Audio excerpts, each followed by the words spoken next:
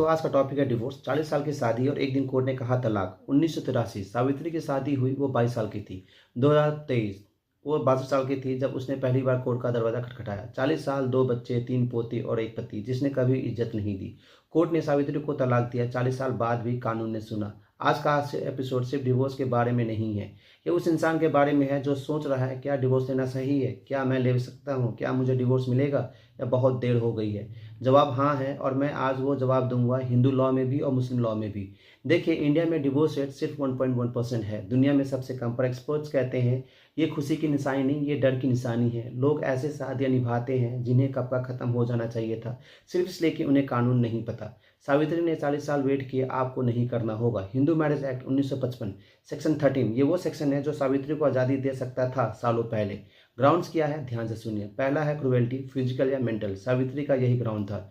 दूसरा है डिसर्शन, अगर पति या पत्नी 7 साल से बिना वजह चली या चला गया हो। तीसरा एडल्टी, दूसरे से नाजायज संबंध। चौथा कन्वर्सन, दूसरा धर्म अपना लेना।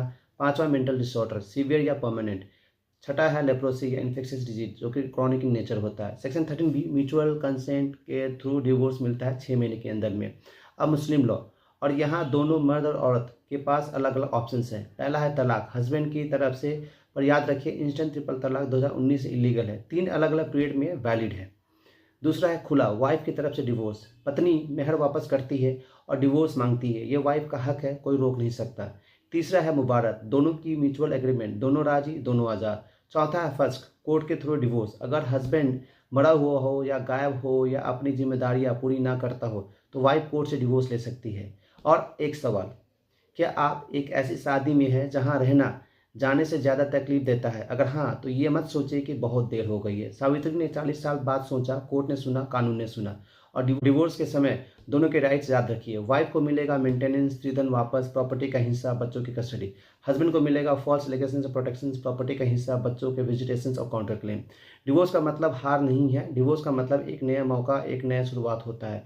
याद रखिए, डिवोर्स के लिए एक ग्राउंड्स आइडेंटिफाई कीजिए, क्रुएल्टी, डिसर्शन या म्यूचुअल कंसेंट। एक एक्सपीरियंस फैमिली लॉयर से मिलिए एंड फिर डिसाइड कीजिए।